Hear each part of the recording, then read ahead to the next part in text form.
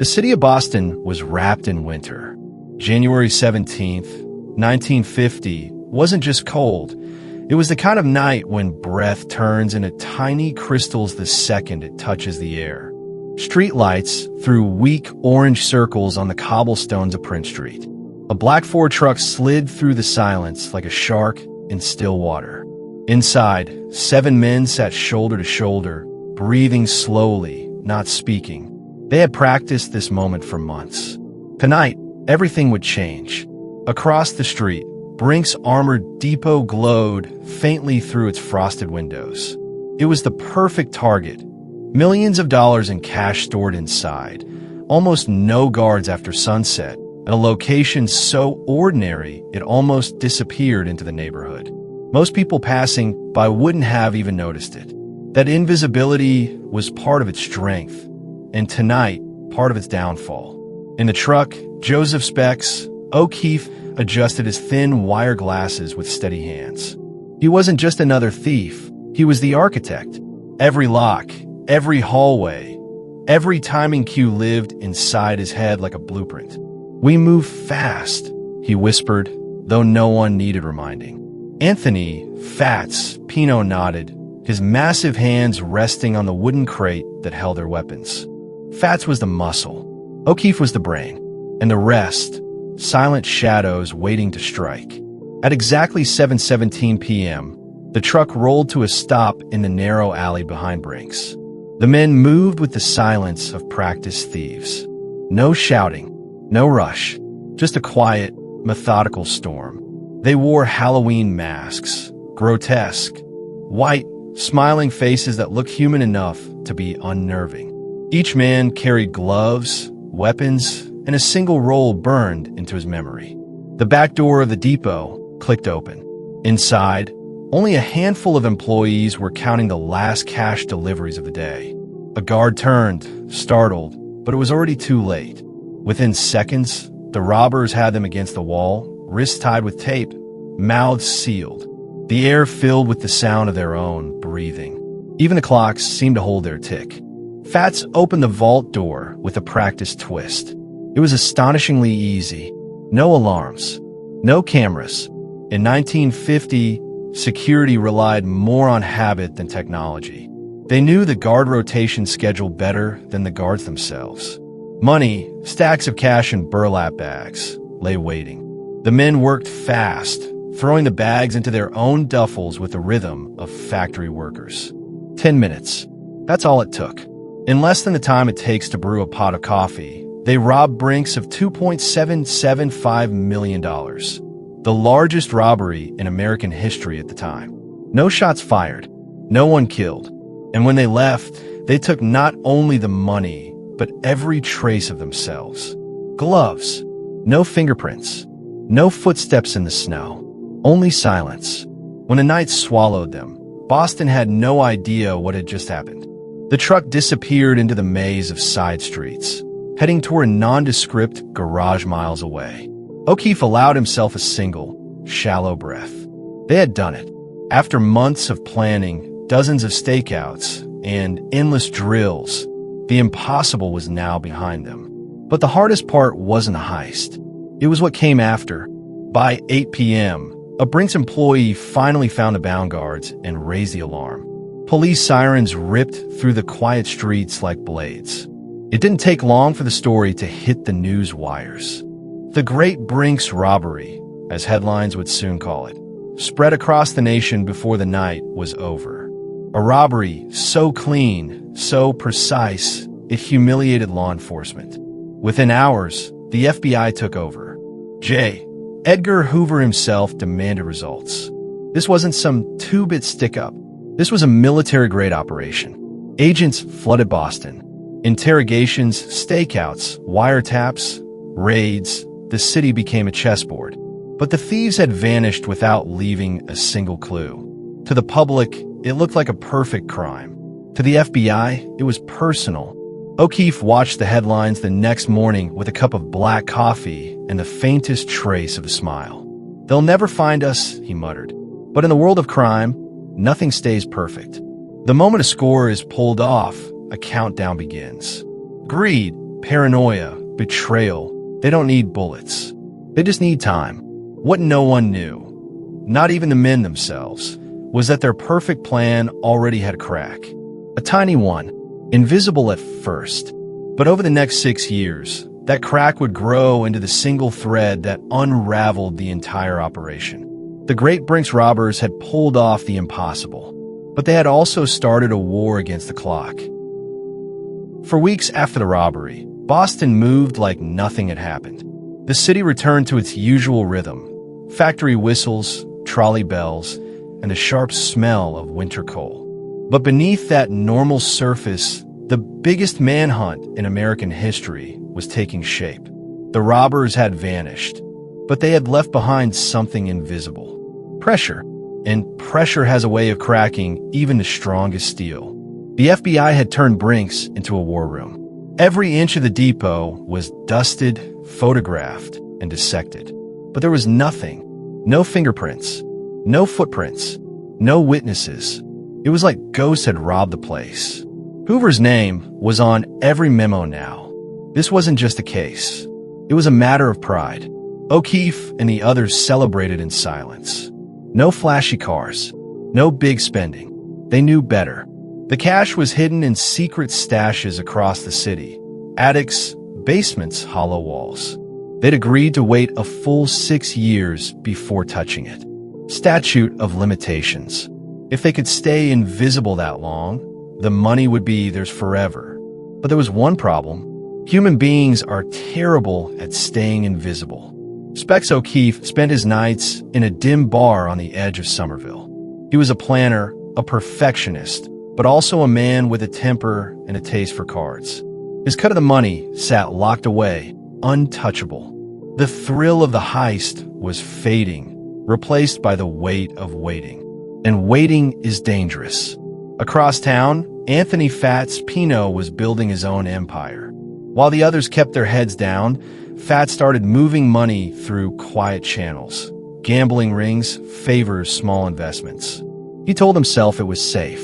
He told the others nothing. And just like that, the first hairline fracture appeared. Meanwhile, the FBI didn't rest. They built a profile of the crew without a single name. Experienced, local, military precision, inside knowledge. They tightened their net, pulling in anyone who had ever wore a mask in Boston. Question after question, knock after knock. The city felt like it was shrinking. The gang tried to stay calm. No calls, no meetings in public, only whispers in basements and parked cars. But the longer silence stretches, the louder paranoia gets. Someone always thinks someone else is talking. Someone always drinks too much. Someone always cracks. In March, 2 months after the heist, O'Keefe made his first mistake. A card game. A bad hand. Too much whiskey. He got into an argument with a man he barely knew. A gun came out. Shots fired. No one died, but now there was blood, a police report, and a name that would eventually echo back to Brink's. The FBI smelled weakness. They didn't have proof, but they had instinct. They started watching O'Keefe. Quietly, patiently. Agents followed him to bars, diners, backrooms. And the more they watched, the more they saw a man who didn't know how to sit still. By summer, O'Keefe was in trouble. Not because of Brink's, because of himself. He owed money. He drank more. He talked more. And in the shadows, Fats Pino was already thinking. If someone was going to break this perfect silence, it would be Specs. He wasn't wrong. The crew had pulled off the greatest heist in American history. But now, their real enemy wasn't the FBI. It was time, and time is patient. It watches, it waits, and then it crushes. By the autumn of 1950, 8 months after the robbery, the crew's perfect silence had started to sound more like a ticking clock. It wasn't loud, not yet, but it was steady, a pulse beneath the city. Every man in the crew felt it, even if no one spoke it aloud. Specs O'Keefe had become the problem no one wanted to face. His temper, his gambling, his debts, they were cracks in the wall. And in a job like this, cracks don't stay small. They spread. Anthony Fats Pino watched him closely the way a wolf watches another wolf it no longer trusts. Fats wasn't just muscle anymore. He was thinking ahead. If O'Keefe fell, he could drag them all down. The FBI's investigation had turned from frantic to methodical. Agents weren't just searching anymore. They were waiting, watching. Names had begun to float to the surface, not from witnesses, but from Boston's underworld. The whispers were soft, but soft whispers can turn into storms. In a smoky diner on the north side of the city, O'Keefe sat alone in a booth, nursing a whiskey. Rain hammered the windows like a warning. He hated waiting. He hated the plan. 6 years of silence sounded fine on paper, but not when the walls were closing in. Across from him, an old friend from prison, someone outside the crew, leaned in and whispered, "You're sitting on a gold mine, Joe, and gold don't stay buried." That night, O'Keefe didn't sleep. Not because he was afraid of the FBI, but because he was starting to fear the people he'd once trusted with his life. Fats Pino had already built a quiet network of ears.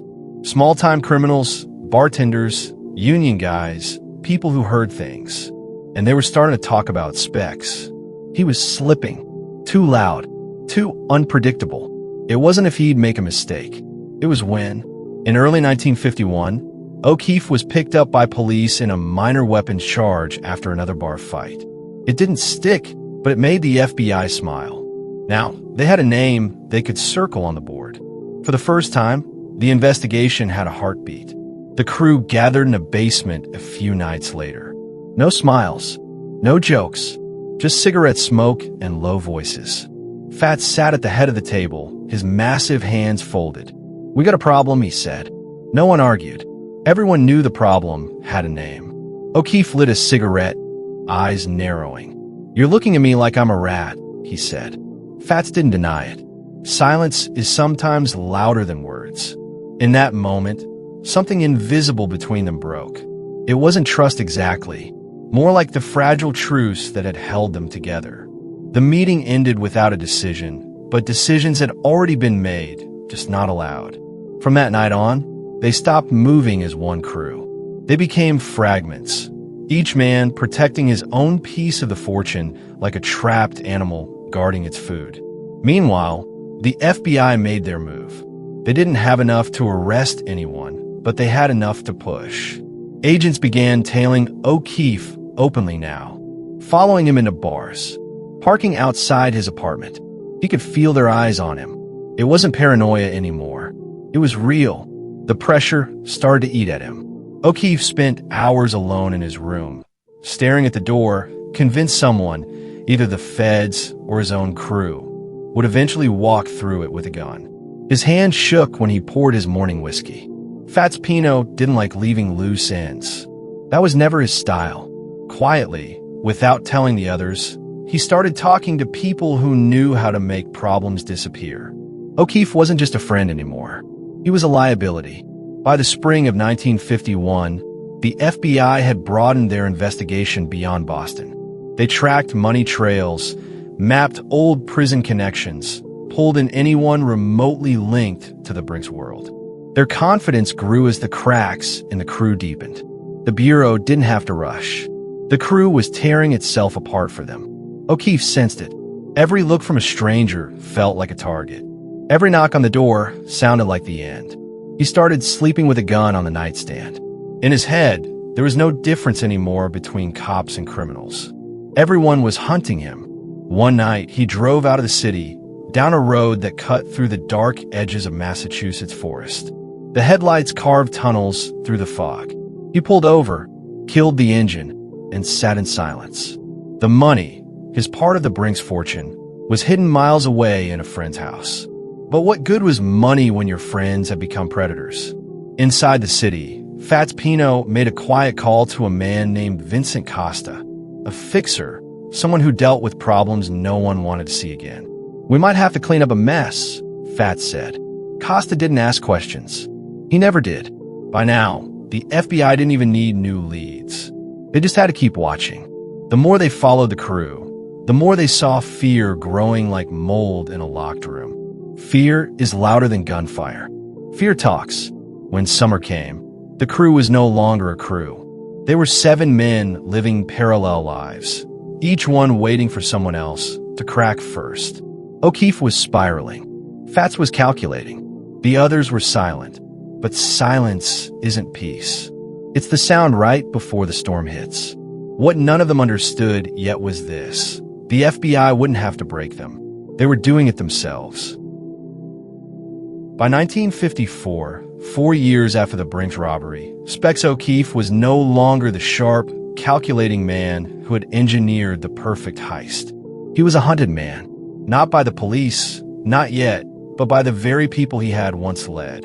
The FBI's file on O'Keefe had grown thick. His name had appeared in enough reports to make him the crew's softest target. But inside the underworld, something far more dangerous was moving. The crew no longer trusted him. He no longer trusted them. It was only a matter of time before someone made the first real move. It began with whispers, quiet rumors in bars and back alleys. Someone was going to take care of Specs. At first, he brushed it off, the way a man brushes off a chill in the air. But whispers have weight, and weight crushes. Anthony Fats Pino sat in the back of a closed bar one night, a cigarette burning slowly between his fingers.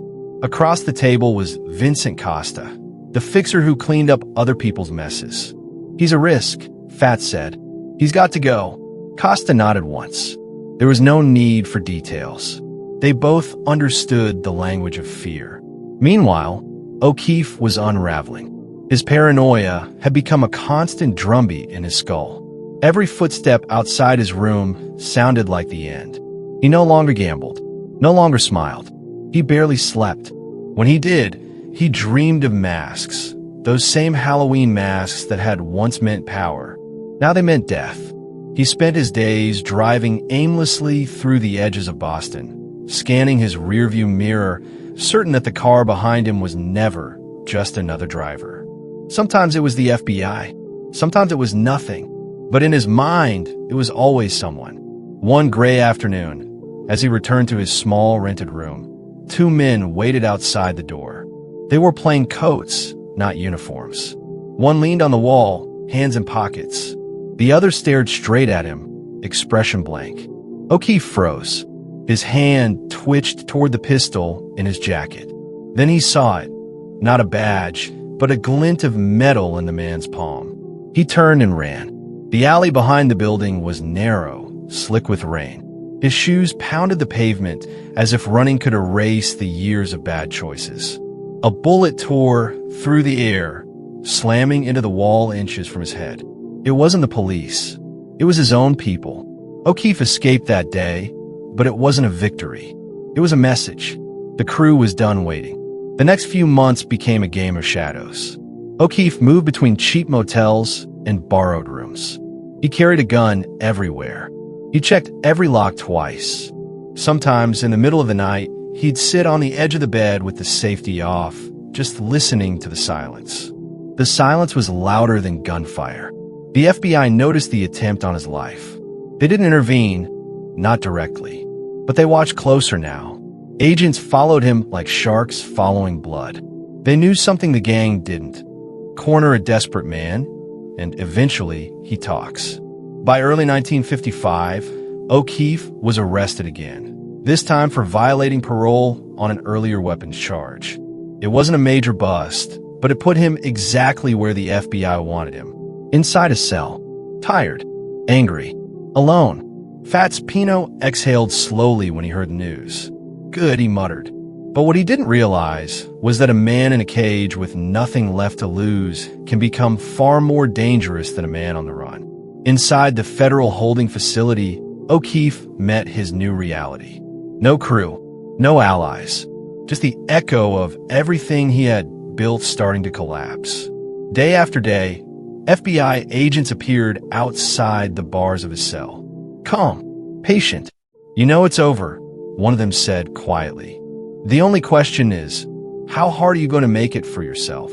O'Keefe didn't respond. Not at first, but they weren't in a hurry. They knew what fear does to a man who's running out of places to run. Meanwhile, Fats and the rest of the crew were crumbling too, even if they pretended otherwise. The money had grown stale, locked away in hiding spots scattered across the city. They couldn't spend it without drawing heat. They couldn't move it without exposing themselves. They were sitting on a fortune they couldn't touch. By the summer of 1955, O'Keefe had reached a breaking point. Years of fear, betrayal, and silence had sharpened into something cold and hard. He looked at the men who interrogated him not as enemies, but as an escape hatch. And then, finally, he spoke. No dramatic speech, no moral awakening, just the simple exhaustion of a man who had nowhere left to go. He gave them names. He gave them places. He gave them everything. The FBI's hunt shifted overnight. The ghost crew of the Brink's robberies suddenly had faces, addresses, weak points. What years of investigation hadn't achieved, one terrified man did in a single afternoon. 4 Fats, Pino, and the rest. The fall didn't come like storm. It came like a whisper. First one knock on the door, then another, and another. The great Brink's robbers, the men who had humiliated the FBI, were now on a list, and the list was shrinking fast. The dominoes fell fast after O'Keefe broke his silence. One by one, names turned into faces, faces into addresses, and addresses into midnight raids. The first arrests came quietly. FBI agents moved like ghosts, hitting houses before dawn. There were no gunfights, no movie-style standoffs, just the cold sound of handcuffs closing on wrists that had once held millions of dollars. Anthony Fats Pino was among the first to go. When they came for him, he didn't fight. He just stared at the men in the doorway with the same blank face he'd worn during the heist. For years, he'd built an empire of silence. Now, a single man had burned it to the ground.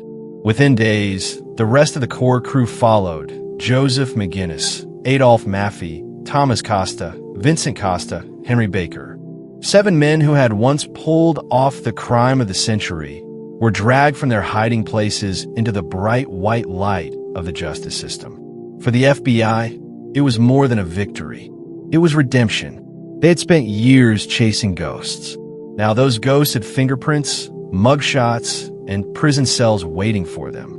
The trial began in August 1956. Reporters filled the courtroom like vultures circling a carcass.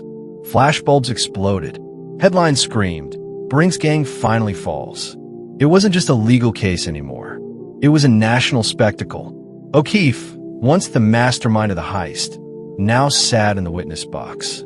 His testimony was quiet, steady, the voice of a man who had already lost everything. He didn't paint himself as a hero. He didn't pretend to be innocent. He simply told the story of how they did it, step by step. Every lock, every route, every name. Across the room, Fats Pino didn't blink. His jaw was stone. He didn't look at O'Keefe, not once. For years, he had controlled everything. But now the narrative belonged to someone else. The evidence was overwhelming. The stolen money was never fully recovered. Less than $60,000 was ever found, but the testimony, the connections, and the surveillance broke the defense apart. The jury didn't need weeks. On October 9th, 1956, the verdict came. Guilty on all counts. Anthony Fats Pino, Joseph McGinnis, Adolph Maffei, and the others received life sentences plus additional years for conspiracy. They had stolen $2.775 million and bought themselves a lifetime behind bars. O'Keefe, for his cooperation, received a reduced sentence. It didn't make him free. It just meant he'd spend fewer years staring at concrete walls. As the courtroom emptied, the story of Brink's shifted. No longer a tale of the perfect heist. It was a cautionary story about greed, time, and the inevitable collapse of every secret.